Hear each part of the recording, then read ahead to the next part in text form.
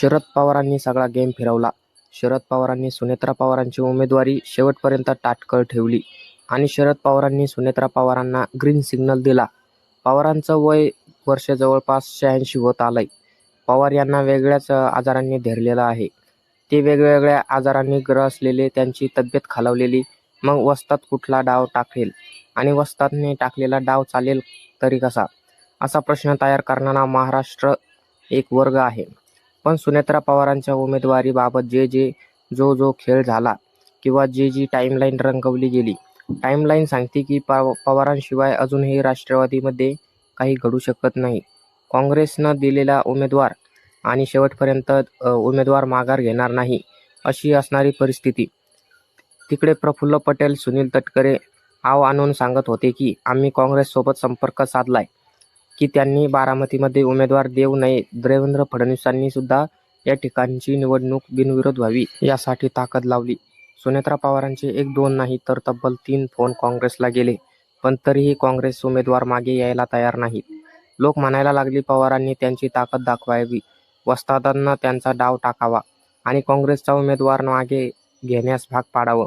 इथपर्यंत वेळ येण्या अगोदर शरद पवार समोर आले, पत्रकारांशी संवाद साधला आणि क्लिअर कट सांगितलं की काँग्रेसमध्ये बारामतीमध्ये काँग्रेसने जो उमेदवार दिलाय त्यामध्ये काही योग्य नाही किंवा ते अयोग्य आहे असं म्हणलं वाटलं. जर निवडणूक तुम्हाला लढवायची असेल तर कोणीतरी समोर उभा राहणारच याचं उद्देशानं निवडणूक लढावी. बिनविरोध बारामतीची निवडणूक होण्याचं काहीच कारण नाही. मुद्दा तयार झाला की पवारांनी असंच अजित पवारांनाही कधी वर येऊ दिलं नाही. आड काठी घातली. पवारांचा मुलगा पार्थ पवारांसमोरही आड काठी घातली आणि त्याचं राजकीय करिअर संपवलं. आणि सुनेत्रा पवारांबाबतही पवार तेच करतात. पण खरी गुगली इथेच टाकली गेली होती. महाराष्ट्रामध्ये मेसेज पोहोचायला की जर कुटुंब म्हणून ते एकत्र यायला तयार नाहीये आणि राजकारणामध्ये आम्ही त्यांचा पक्ष गिळंकृत करू म्हणून तिसऱ्याच्या दिवशी मुख्यमंत्री पदाची शपथ. पटेल तटकरेंचे निवडणूक आयोगासोबत पत्रकार व्यवहार विलिनीकरणाची कुठलीही चर्चा झाली नव्हती. हे शब्दप्रयोग हे सगळं मी पक्ष ताब्यात घेईन म्हणून जर करत होतो किंवा केले जात होतं तर माझ्याकडून ही निवडणूक बिनविरोध व्हावी अशी अपेक्षा का धरता? कारण तुम्ही कुटुंब म्हणून तर आम्हाला सहसी गृहीत धरत नाही. राजकारणामध्ये तर आम्ही तुमच्या आज शत्रू झालोय किंवा मग शत्रू होण्याच्या मार्गावर आहे. जय पवार तर म्हणतात. तुम्ही बघा परिस्थिती महाराष्ट्रातील कशी होती. सुनेत्रा पवारांनी तिसऱ्या दिवशी शपथविधी नसता केला तर आपला पक्ष ताब्यात घेतला गेला असता. जय पवारांनी शरद पवारांकडे बोट दाखवलं. अर्थ सांगत होता. शरद पवारांकडून डॉट माहिती त्यांना भेटत होते म्हणून शरद पवारांनी ती गुगली टाकली. शेवटी गळ्यापर्यंत आलं. त्यानंतर महाराष्ट्राचे काँग्रेसचे प्रदेशाध्यक्ष हर्षवर्धन सपकाळे समोर येतात आणि पुन्हा एकदा पटेल आणि तटकरेंचा भांडाफोड करतात.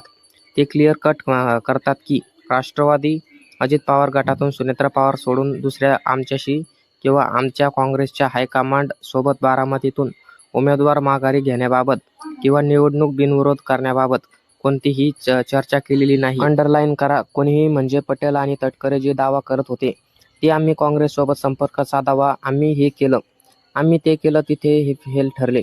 बस सपकाळांचा हा मेसेज बाहेर आल्यानंतर मग शरद पवारांनी त्यांची ताकद आजमावली, काँग्रेससोबत चर्चा केली आणि तिथून पुढे बारामतीतील काँग्रेसचे उमेदवार माघारी घेतला. ज्या काँग्रेसला पुढील काही काळामध्ये डाऊनफॉल सुरू होईल, ज्या पार्थ पवारांनी हे वक्तव्य केलं होतं त्या पार्थ पवारांना पुन्हा एकदा शरद पवारांनी सांगितलं. त्यांच्यातला राजकीय परिपक्व किती हे मला माहीत नाही. दुसऱ्यांदा पार्थ पवारांचा डाव खोडला. राज्यसभेवर पार्थ पवार निवडून गेलेत, जनतेतून निवडून गेलेले नाही ते.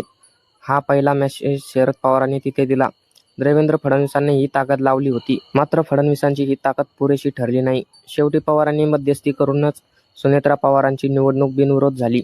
अर्थ बारामतीतील पवारांशिवाय दुसरं काहीच होऊ शकत नाही. हा मेसेज पुन्हा एकदा अजित पवारांच्या पक्षाला दिला गेला. आता मी जे म्हणतो की हा सगळा खेळ जो आहे तो पवारांनी सुरू ठेवला आणि पवारांचीही हा खेळ खेळवत ठेवायला याला हालचालीशी तसा आहेत. पहिली हालचाल घडली ती म्हणजे अजित पवारांचे निधन झाल्यानंतर दुसऱ्या दिवशी हा अपघात आहे, यात राजकारण आणू नका हा मुद्दा सांगून आम्ही जर ठरवलं असतं की हा अपघात नाही घातपात आहे, हे स्टेटमेंट जर पवार करत होते तर महाराष्ट्र पेटला असता. पवारांनी तसं होऊ दिलं नाही. दुसरा मुद्दा जिकडे रोहित पवार ब्लॅक बॉक्स जळाला अजित पवारांचा अपघात कसा झालाय, पेटल तटकरे यांची टाइमलाईन जोडली, सिंगसोबतचे पटेल यांचे संबंध समोर आणले, सुनेत्रा पवारांचा पत्रव्यवहार राहिला, पवारांची चुप्पी साधली. पवारांनी जर दुसरं कुठलं स्टेटमेंट केलं असतं तरी वातावरण फिरणारच होतं, पण ती धुरा रोहित पवारांनी सांभाळली.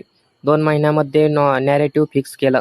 काँग्रेसने सांगितलं की जर अजित पवारांच्या अपघाताबाबतची FIR बारामतीमध्ये नोंदवली जाणार असेल तर मी लगेच बारामती म्हणण्यापेक्षा महाराष्ट्रात जर FIR घेतली जाणार नसेल तर मी माझा उमेदवारी अर्ज माघार घेतो.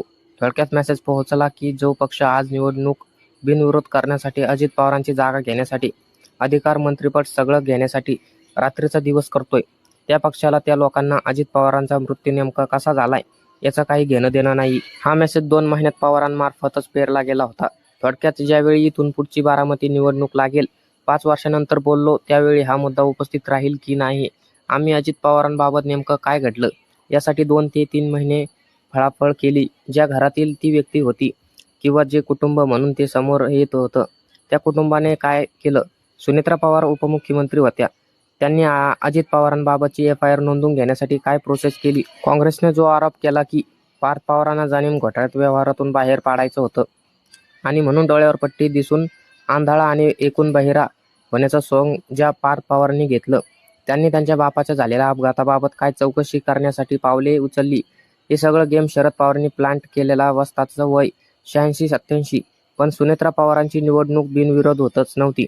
जर शरद पवार मध्यस्थीची भूमिका घेत नव्हते तर आता या सगळ्या घडामोडीकडे तुम्ही कसं पाहता, कमेंट करून नक्की सांगा. आणि असेच राजकीय व्हिडिओ बघण्यासाठी आपल्या महाराष्ट्राची बातमी या YouTube चॅनलला सबस्क्राईब करायला विसरू नका. धन्यवाद.